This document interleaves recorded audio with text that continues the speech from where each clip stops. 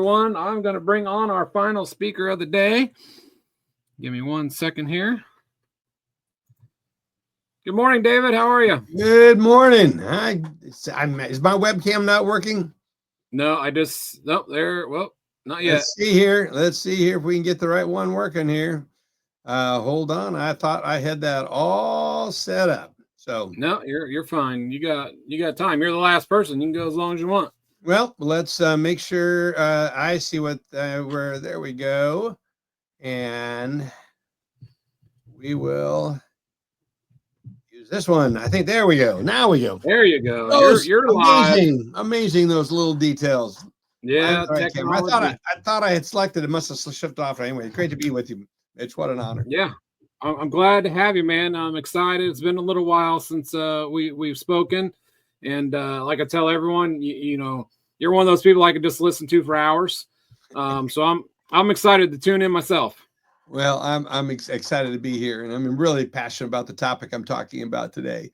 So I am ready to get started. How much time do we have? I want to make sure I'm on. Well, the event goes technically till 1 o'clock, but all right.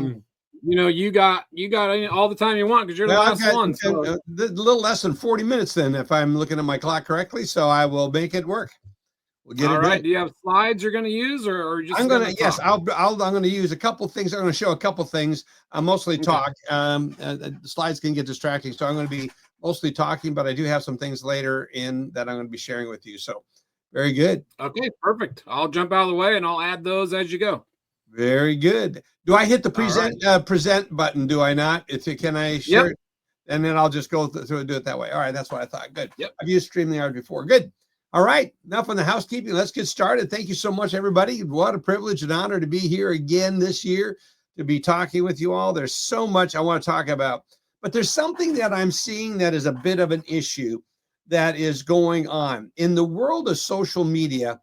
Everyone is posing in the way they want to be perceived, and they've lost who they are authentically.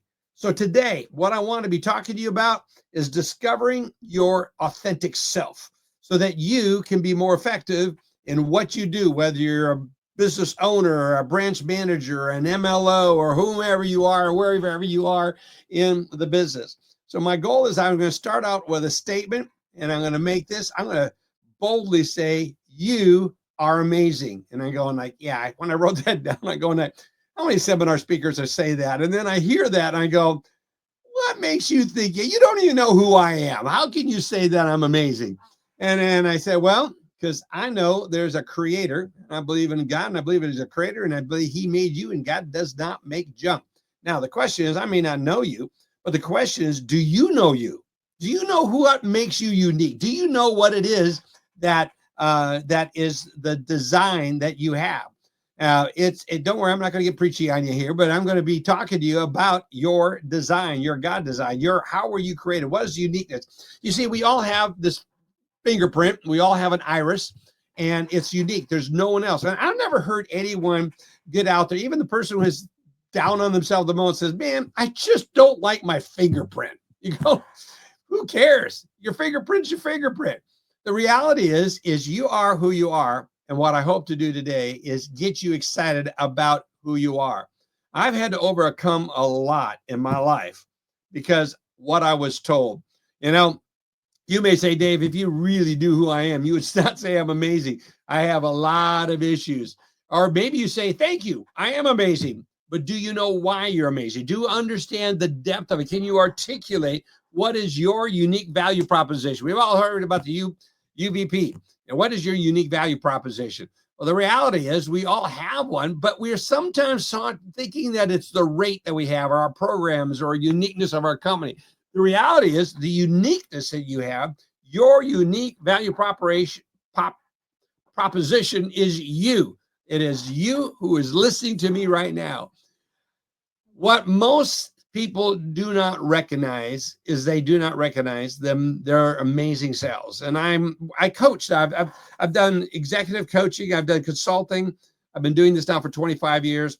And I remember watching a movie one time, and it was a time machine, and this guy would come and go in and out of time. He came back and got one book And he says it's the most important book. And then he went out into the future, or went in the past, helped change events of time.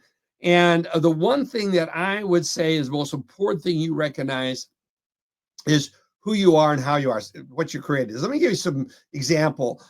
When you are consistently operating from your authentic self, you are operating like no one else. No one else can do and be you. I love that. What's that wrong? You be you and I'll be me. That's that one song that's out there. I really have to play that in the background and figure out how to put music into this bitch, but I haven't gotten that down yet.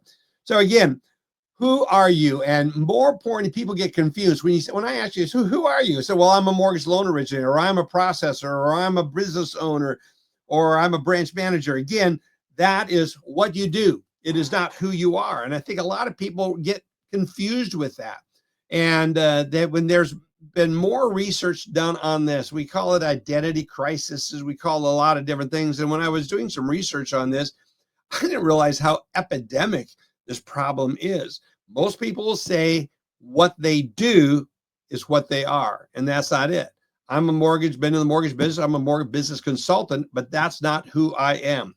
I am at the core who I am is an encourager, a teacher, a builder. I help people. I'm a coach. I help people. That's what I do is coaching. But what I do is help people discover themselves, and I do it through encouragement and through self-analysis and getting into it.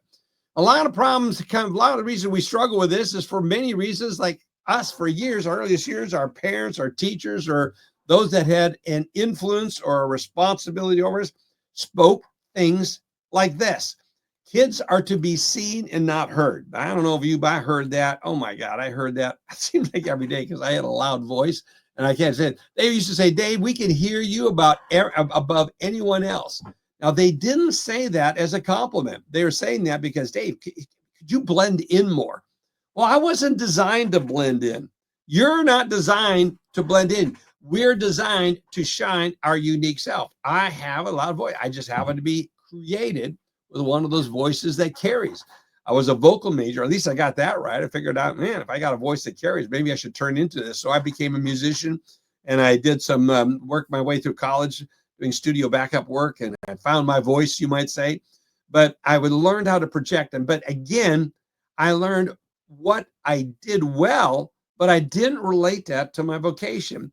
When I graduated from college, I graduated not having a clue what I wanted to do. I had a music degree. And here's what's really interesting. I didn't realize one of the things I was created to be was a leader. I didn't see myself as a leader. I had a lot of reasons to not think that I was a leader when I was younger, growing up in high school and college. And finally, I realized that I kept getting nominated for things. In high school, I got nominated to some things. In college, I really showed up.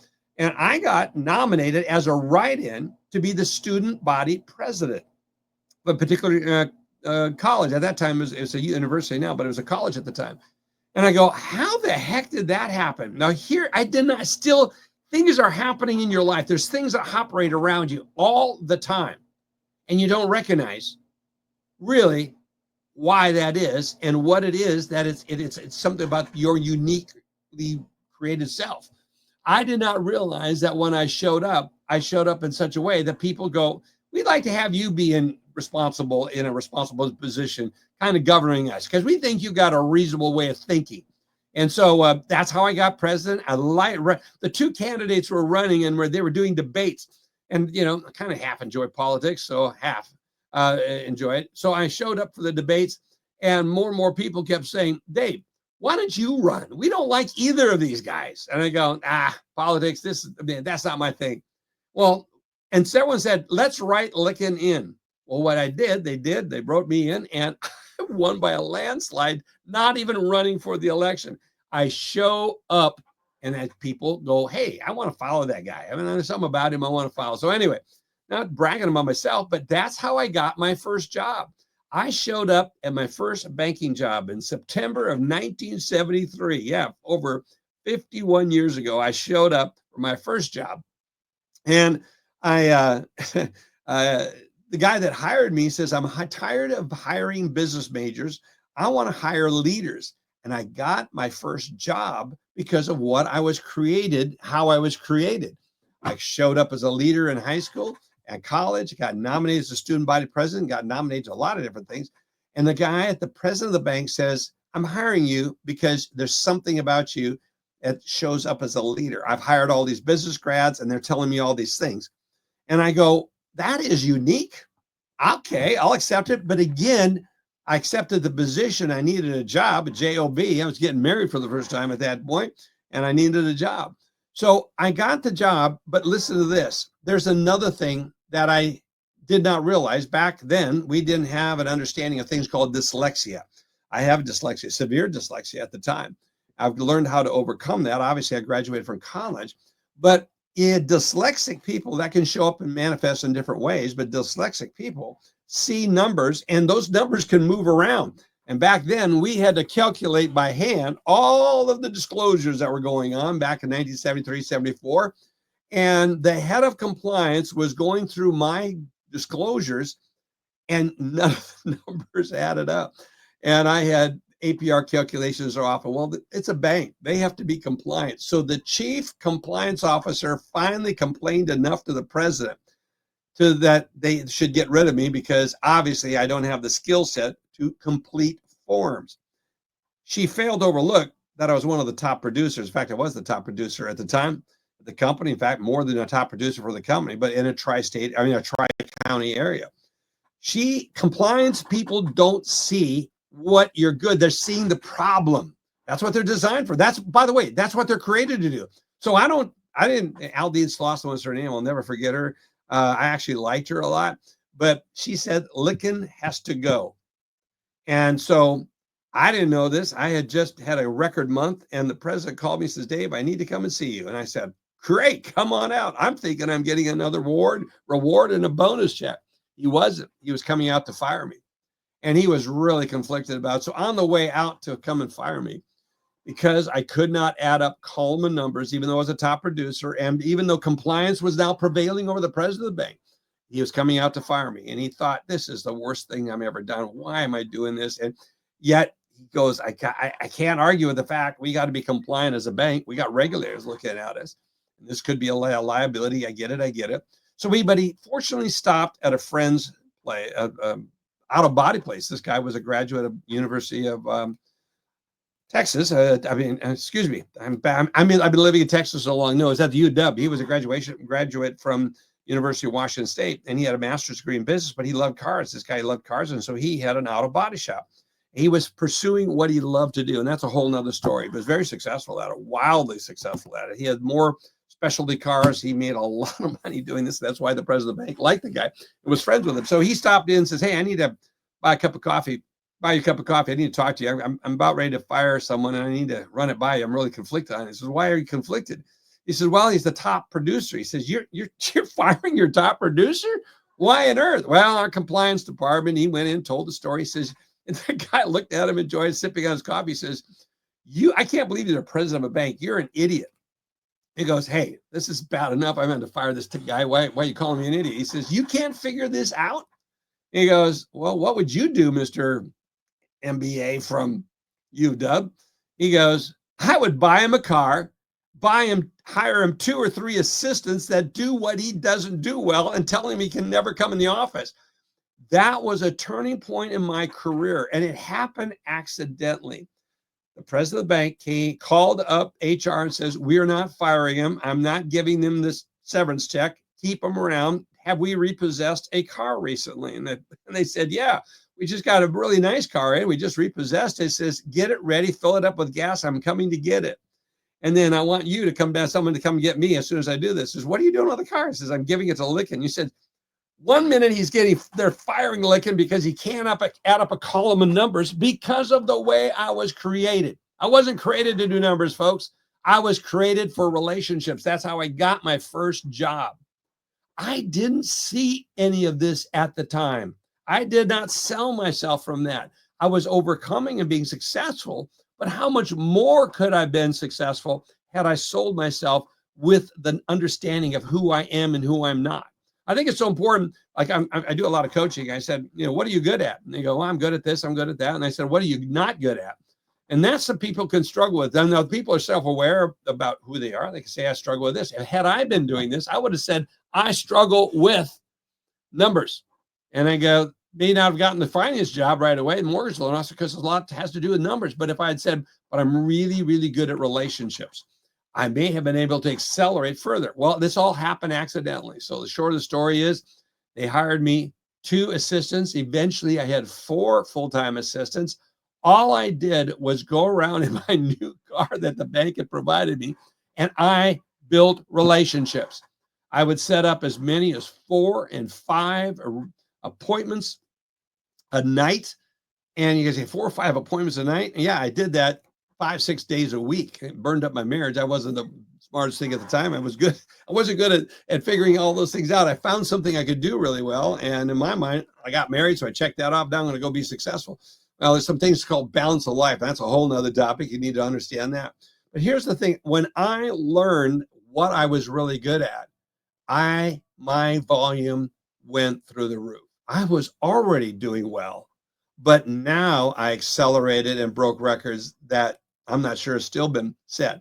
I would set up 4 to 5 appointments a day, sometimes 6, and I would show up. I would put a processor or an assistant in every driveway that I was going to be showing up at in the evening.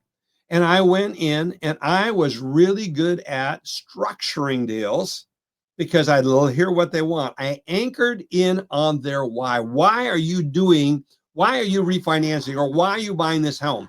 That is probably one of the most important questions any loan officer should be asking anybody. Why are you buying this house? Is it because your family is growing? I'm a grandpa twice now. I'm a grandpa 2 times over, and we have 2 daughters, and our daughters each have babies and granddaughters coming. One's a granddaughter, one's a grandson coming away. So we're going to be soon at 4 grandkids. They both need bigger homes. Yeah, I won't tell you where they're living. They're working with good loan officers. But the bottom line is that there's a reason why most people are doing it. We need to anchor in on their why. Why are they doing what they're doing? I would do that. I was very good at structuring. That was one of the things. When it came to the number side, I had overcome some of the math skills, and I got it to the point where I just had a feeling on how I was able to structure a deal. And I had such confidence that I guaranteed them as an officer of the bank that if they gave me the documentation and it told me what they said, in other words, the documents and what they represented when I was pre-qualifying matched up, I guaranteed them that they would be getting that mortgage loan. And I walked out the door, and that's where my assistants, whether it be a processor or someone, but the ones that they stayed behind and took the application were highly detailed. They had the skill set that I didn't. That was their guide design, their creative design. And so what got out there was the success. What made me so successful early on was because of an accident, because someone was frustrated with something I didn't do well. They were going to fire me. And in the process, we discovered a new way to use a skill set like I had. So bosses, so those of you who are responsible, are you taking the time to get to know how your employees are created? Do you understand that? Or are you trying to put a square peg in a round hole? Are you trying to get someone like me to add up a column of numbers, and they're failing at it? Of course they're going to fail at it. I have failed at anything that has numbers like that. Thank God for spreadsheets. And yes, there's a lot of things I've done training to overcome a lot of the dyslexia, so I can work with spreadsheets. I can do it, but there's tools that I have to use still, sometimes colors that I overlay on that to help me deal with the dyslexic when it tries to show up. Dyslexia and dysgraphia, it's 2 different things. A whole very interesting story about all of that. But by the way, for those of you who have dyslexia, it's a very common problem. Get the book, The Gift of Dyslexia. It is a gift. And I found out how to use that gift to make even more money. I was already being a pretty decent loan originator, but then I became over the top originator and a business executive because I learned to focus in on my strengths and surround myself with those that have complementary skill sets. And by the time I was done, I think I had 5 or 6 assistants on that. And then I wanted to become a business owner, want to own my own mortgage company, and I want to pursue a bunch of those things, and a whole lot about that. But I want to share with you, for the time that I have remaining, I want to share with you some ways for you to discover who you are. Now, I work with a lot of business owners, and I work with their executive teams. And so one of the first things I want to share with you is something. I'm going to share you a story. They don't mind me telling you this. It's a story about Alcova Mortgage up in Roanoke, Virginia. There's 3 owners of this. We call them 3 a.m. Alcova Mortgage, the AM, so it's 3 a.m. own this company. And at one point in time, they were really frustrated with some of the people in their executive management team, just like that compliance officer was frustrated with me about not filling out forms correctly. And this person says, these owners were saying, why is it that we as the owners are always having to come up with the innovation and the creativity for what goes on? We want our management team to step up and be able to create solutions. And that's when I introduced them this thing called the 6 Working Geniuses. So I am going to share a screen. Can I share a screen image, Mitch, on this, or can I? Yeah, just go to present there, and then you can do share screen. All right. I want to be able to share a window of a screen. Okay. Let's see if I can share. Yeah, if you look over, it'll say Chrome tab, window, and entire screen. And then if you hit window, you can select which window. Right, let me do this one more time. All right, guys. Hang in here, everybody. I'm going to get this right. So share screen. Yep. And then it gives me share screen. Easiest with 2 monitors. Sharing screen works better with a good monitor. All of these steps. Let me try here. Well, I'll tell you what. I'll slide this over and then put this up to full screen, and we'll just do it like that. All right. So this will be, here we go. All right.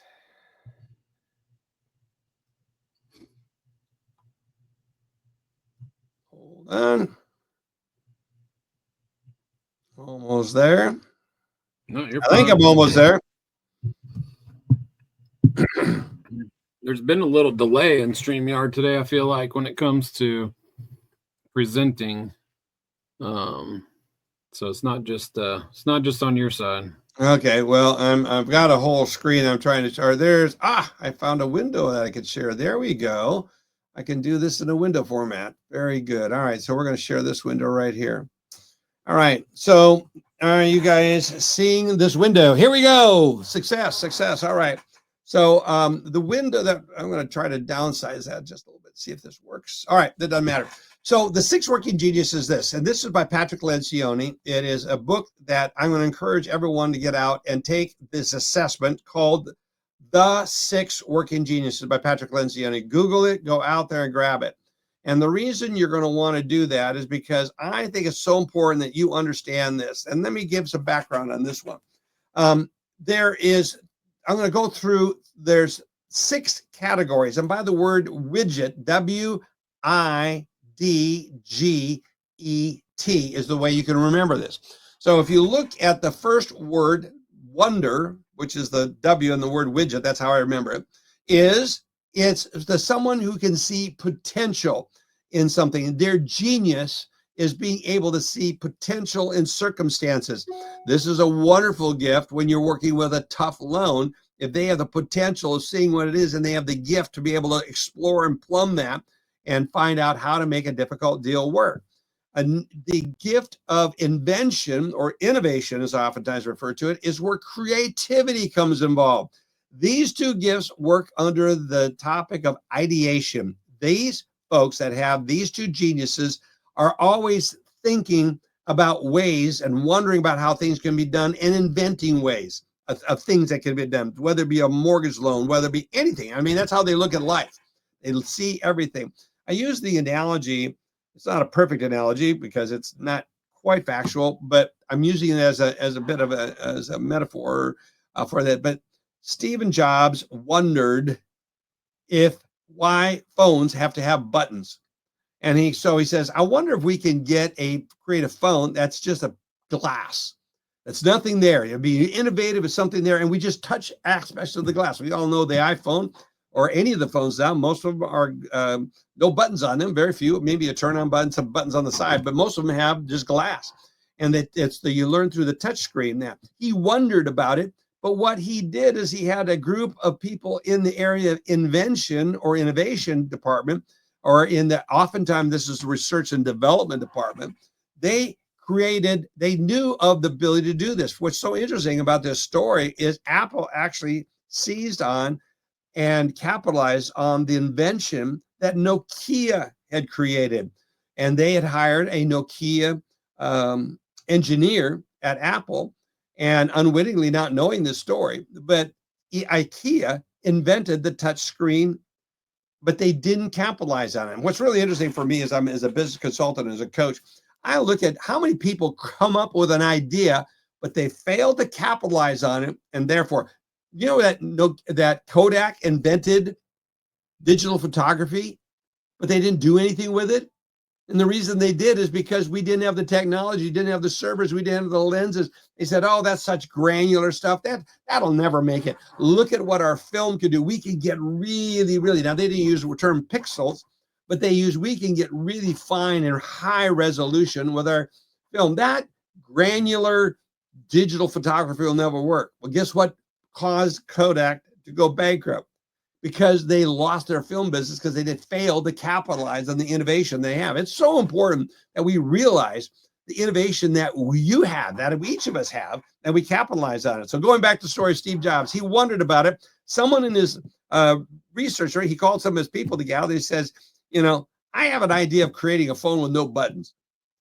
He wondered, talked to the group that was supposed to be able to invent it. Most people would go, boss, every phone has a button. We can't do, boss, look at your phone on your desk. Look at phones have buttons. They failed to get creative finding a solution. He fired several of those guys and got them out of there and didn't put them on the project and got rid of some of them because they were so naysayers.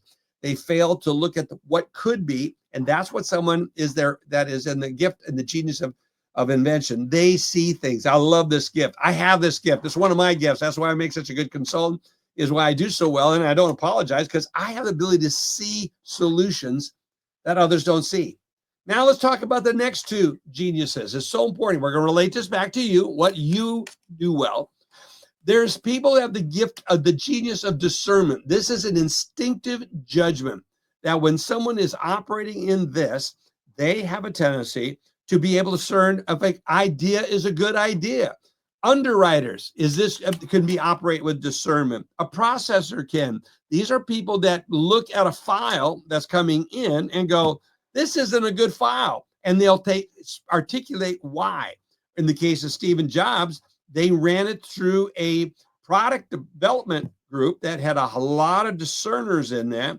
And they go, actually, we think this is a brilliant idea. So the gift of discernment will oftentimes operate with three results. Yes, this is a really good idea. They validate it. No, this is a horrible idea. Stop it. Let's not put any money or effort into it. And it's a good loan or a bad loan is another way to look at it. And then there's another one that says, not now or not as presented. How many good underwriters? I preach this. I'm a DE underwriter. I went all the way through and did all the disciplines of mortgage lending.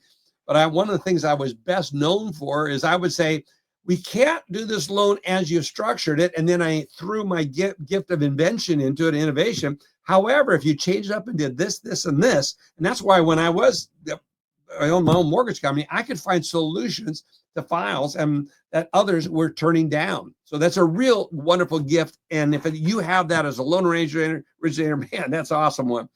Galvanization. This is one that creates movement and inertia. This is when someone who has got a new idea, like a phone with no buttons in the case of Stephen Jobs, or they've come up with a new product, a new loan product that's never existed before because someone in ability and with the ideation geniuses came up with a new product. It was discerned to be something that could be done. Then we're going to do it. Then we create a movement. We galvanize people to come around that idea, and we launch that idea. And they create motion. I think of this person with this gift as a flywheel. If you understand anything about physics, if you get an object in motion, it has a tendency to stay in motion. That's one of the laws of physics.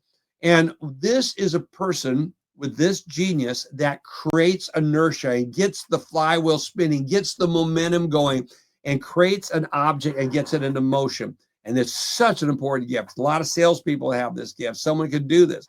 that has that. Now, let's get into the last two. I could go into this. By the way, my two that I found is galvanization and invention. I can create inertia. It's through the enthusiasm and things like that. So as you're listening to these down, you might be thinking, what is mine? I wonder what mine is. Now let's go to the last two.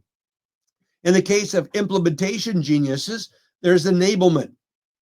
This is someone who supports an idea. Once the movement has been created, someone has galvanized support for a new product, for a new design, a new loan program, and it's been discerned to be good, it's been designed well. Now we've got this implementation I refer to as the get her done group. This is the ones that get stuff done. And so enablement finds a way of putting systems and structure. If they're constructing a product, they put the right business processes in place so that this will be put together. And if it's manufacturing, how it's going to come together and be assembled, and it's going to be done well. And so, I mean, this is where you'll see a lot of our operational people have, hopefully, the gift of enablement. Come back to that in a moment in my story about Alcova Mortgage. Then there's tenacity. This, as I referred to, is operating in the red zone. If we know anything about a football game, how many people get in the red zone, but they can't get it over the finish line? Tenacity. This is what people do that the people that have this genius. They just have the ability to get it over the goal and get it launched and the product complete. So that's the three categories: ideation, activation, and implementation. Here's the two components for each. And then I want to ask, so let's go back to Alcova Mortgage for a minute here. I tell the story because it's a real compliment to them. What they had done, the owners were really good at wonder and invention. They were good at discernment to a degree, but they were really good at wonder and invention, and they had some of this stuff. But they, as a group, did not possess the ability to implement things. So guess what they hired when it came to all of their operational people? They knew their weakness, and they did what I did, and that is hire people with complementary skills. And that was enablement and tenacity. So now come back with me. I'm consulting to them. I'm working with them, and they're frustrated because they're the only ones coming up with the ideas, the new, fresh ideas. Why can't our management group do this? So then we did this assessment. And when you do this assessment, I encourage you to do this for yourself. You want to identify yourself and how you sell and use this as a selling tool. Love to talk. Anyone who wants to follow up with me and say, Dave, I took the assessment. I have this, I have that. How do I use this to my advantage? How do I explain this? And that's a lot of what I want to try to get to here before we run out of time. So in the case of them, the owners of Alcova had a real good ideation. They hired a group over here. Now I want to get into there's each of us have two working geniuses. And by that, I mean, we operate naturally and are gifted at two of these. In my case, I already told you, galvanization, creating movement, and invention. I'm really good at that. But there's also called working frustration. Instead of being a genius, working frustration. Working frustration is, my working frustration is adding up numbers with the dyslexia. I was frustrated. I knew I wasn't good at math. Turns out I'm good at math. I'm using Excel, but I needed tools around me. So the point of it is that I suck at details and math. So what did I do? What did that bank president, that friend of the bank president, tell him to do? Hire someone with complementary skills. So that's what I helped Alcova see, is you guys compensated wisely for your inadequacies, the way you're created, and you hired a really strong team. And what's so interesting about the team, they would get frustrated when the owners would come back and ask them to do something they weren't designed to do. And when you're asked to do something you're not designed to do, guess what? You get frustrated. There's a third group, and it's the one that sits in the middle. It's called working competency. Your working competency is something that you can do. It doesn't necessarily suck the life out of you, but it doesn't give you life. I should have said earlier, when you're working in your working genius, you love it. I love structuring deals. I love talking to people. I'm a relationship person. I loved the first 20 minutes of every meeting, 15, 20 minutes. I could pre-qualify someone, find out what their why was, why they're buying that home. I could structure the deal. And then I left and I said, I'm turning this over to someone who does what I suck at really well. And let me introduce you to this person. And they quickly understood the strengths and weaknesses of my team. So when I got Alcoa to realize that, they quit trying to go to everyone in the management group and get them to create new ideas. And so I want to encourage you to look at the 6 working geniuses. Now, how you start using this. So when I'm selling myself as a coach, I say, first of all, I'm really good at discovering, inventing, or finding creativity, finding your greatest strengths. I identify them. I have tools that I use. I tell them about the 6 working geniuses. Sometimes you say, well, why do I need a coach? Well, it's not just getting the facts. It's how do you relate the facts? And that's my other gift, the gift of galvanization. So when I'm working in a coaching situation, not only do I discover what their gifts are, what your gifts are, but then I figure out a way of relating it to you so that you get excited about those. And then more importantly, is it good to know what you're good at? Absolutely. But it's even more important to know what you're not good at. And when you're not good at something, find someone else to do it. Don't try to do it. I heard a coach one time say something I'd always heard, you need to be well-rounded. If you're good at sales, you need to learn details as well. That is flat, bad advice. Now, there's aspects, you do need to learn some aspects of the details, but don't major in them. Don't try to be the person who is the detailed person. Don't study that. You need to understand it so you can relate to those people and what they're doing and support them. That's an important aspect about this, but don't try to be that. So that's one of the things I want to talk about. The other one I want to share with you is a really important one. Move this out of the way and go to this, your personality type. Hippocrates, I'm going to try to find a way to make that a little bit bigger. Hippocrates was the Greek physician. He is known as the man who created the 4 humors or the 4 temperaments. And what's so interesting about this, it is, we've all heard of these. Now, you'll see DISC in here. DISC for D, dominance, I for influence, S for steadiness and compliance. But those fall in, and them in every personality profile has some element of the Hippocrates 4 humors in it. Most of it is, if you listen to behavioral science, they'll go and say it's sanguine. If you're an influencer, you have a sanguine personality. I'm going to get into all the other stuff in a minute. If you're a choleric, you have a dominant personality. It's really interesting to me. Salespeople, you think we should all be sanguine. I'll tell you why everyone perceives that. Some of the best loan officers are dominant personalities, choleric types. A phlegmatic is someone who is very steady. They're very good at detail. A melancholic is someone who is introverted in feeling. So now let's get around some of the things. Let's go back to sanguine. A sanguine person is generally a lighthearted, fun-loving person who loves to entertain, spontaneous, confident, and can be self-centered. They can be a little bit, that's one of their downsides. They can be a little bit all about themselves, all about me. They can lack focus. And one of the things is they usually suck at detail. I am a classic sanguine. Every time I take a personality test, I'm up here. I am extroverted and fun-loving. But again, I suck at detail. Does that mean I'm not qualified to be a loan officer? No. In fact, I was really, really good at it because I discovered this, but I discovered what I don't do well, and that is the thinking logical stuff.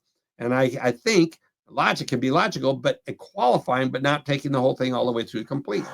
Now, so that is a sanguine personality, also known in the DISC profile as an influencer. A dominant personality is choleric. This is someone who's serious and intuitive. I refer to this as more of an army general personality. A choleric type person or a dominant person is goal-oriented, ambitious, very self-confident in what he or she believes. They can be a little short to the point. They like facts delivered to them in bullet points. So if you're talking to someone who is a dominant or a personality or a cleric, deliver the information in a very short to the point. If you're talking to someone, I have a whole series of coaching that I do and helping people understand. Our last mortgage company that I was an owner in, was a consumer direct company, and we trained our loan officers to recognize who you're talking to and change up your style. In fact, we got so good at it, we bought some technology that routed calls. And when it took an inbound call, it could predict with a reasonable accuracy what someone's personality was like. And we routed to someone. If I'm a sanguine, I want to talk to a sanguine. If I'm a cleric, I want to talk to a cleric. So, I mean, these are some tools, but a lot of time, most of us have to be able to relate to all four of these personality types. But if you don't know who you are, you're going to be really challenged in that. And if you don't understand this, you're going to be challenged in it. So I understand I'm a sanguine until I get in stress, and then I drop down into being sometimes a little bit of a strong, very strong, some would say asshole, a dominant type personality, a cleric. So understanding these types of things, personalities. Someone who I refer to as the phlegmatic is someone who's an accountant. This is a person that is detailed oriented, thinks through things thoroughly, is calm, less emotional, has consistent, even temperament, is more rational, curious, observant, making them good accountants or in the operational side of the business. Wonderful to have that, dear God, especially if you're a sanguine like me. I paired myself up all the time with phlegmatics. I had a mix of clerics in there, but I always do that. Let's find that the last one, we don't see a lot of these people working in the mortgage industry, but we sell to them all the time. It's a melancholic. This is someone who's more compliant. Do you find your compliance people? Is that person that was trying to get me fired was trying to get me fired because I wasn't crossing the T's and dotting the I's the way she wanted done. And she had a real strong sense of right and wrong right there. And so that got to be an issue. So I realized the amount of times I'm going to hustle through this. A melancholic person is someone who is more selfless, kind-hearted, tender, quieter, sensitive, takes on the causes of others. I call them the social worker. But there's a place for them in our organizations, and it's someone who can understand if they've got a problem. So what are you? Here's the part that I'm trying to get back to that I want to talk about. What are you? And what do you need to counterbalance your personality? Like I'm a sanguine. I counter my personality and how I'm desired, my personality type and how I'm wired with someone, a phlegmatic. Get along real well. We have a great team if we have that. I kind of drive them a little crazy at times because I'm so outgoing. By the way, sanguines love stories. If you were a story, that's why I love doing public speaking like I'm doing now. I always anchor it in a story. I love telling and sharing a story. What's interesting about that is people have a tendency to remember something you're trying to transfer to them, trying to teach them if you wrap it in a story. So anyway, there's the 4 personality types. I'm going to stop sharing my screen, Mitch, if I can figure out how. There, thank you. You took care of that. Appreciate that very much. Move this back over here, get out of this. And if there's anyone that has questions on this, now this is just scratching the surface. We're like a Rubik's Cube. We're like a 6-sided Rubik's Cube, and we get it all messed up. And if we do not understand who we are, how we're wired, we're going to have a difficult time relating to others and being able to be successful. But when you know who you are, that you're a sanguine, that you're a cleric, and you sell from that position of strength, that you're a problem solver, you're a person with great tenacity. You'd say, if I had the genius of tenacity, I would say, let me tell you, when the tough gets going, you want me on your team because I can get a deal over the finish line better than any of my peers out there. So what is your unique combination of things? We just talked about 2 of them. There's 4 more that are on the Rubik's Cube that we need to understand about ourselves. But these are the 2 most important ones that I think that you can get started with in discovering who you are. And when you operate from your authentic self, you have a higher probability of success and selling yourself against someone else who also has strong sales skills. But if you're selling from your positive, your strength, you're much better off and you're most likely to be a lot more successful. So, Mitch, how do you think this landed? How do we do? I love it, man. I really like it. I really am interested in these disc profiles and things like that. I need to dive into a couple myself and see where I land on that stuff. Well, the thing that's unique about it, Mitch, is there's no people that create the same. There's all these different combinations. But what I encourage people to do is discover what their combination is. Love it. Love your authentic self. Because when we do, I talk about being an egomaniac. I'm talking about someone who just generally has confidence. I really see why I do well. And I compliment myself and I surround myself a lot. then I haven't done a DISC assessment. If I mean a SWOT analysis, I oftentimes use this in a SWOT analysis, Mitch, which is a whole nother seminar in and of itself. But anyway, hope this was beneficial for everybody. Yeah, talking about, you liking to tell stories. Laura and I both commented on Brian's post that, I still tell your story about the guy that wanted to quit the mortgage business. Yes. And then you told him to find his why. And he found it with that, veteran at the closing table. Like, I still share that story to this day. And Laura still shares another story that you told us, to this day. So you do a great job with storytelling, and that's, one of definitely your strong suits. I appreciate it. It's great to be here with you, Mitch. Kudos on these events that you're putting on like this, helping people grow. And I love the idea where you do it virtually, because you do it extremely well. And I'm just thank you so much for having me back as a guest. It's a real honor. Awesome. Well, I appreciate it very much, David. Everybody go find David on social, give him a follow. He's always got good, valuable information to share. And I appreciate it very much, and have a great day. Thank you so much. All right. Thank you, David. All right, everybody. That is a wrap on today's final day 2 of the Mortgage Mastery 2025. I'm excited. Everybody joined us. If you want the replay, it'll be sent to you in your inbox from StreamYard themselves, not from me, not from Build Your Empire. So look out for that. And I look forward to the next one. Appreciate everybody for joining us. Thanks a lot. Have a great day.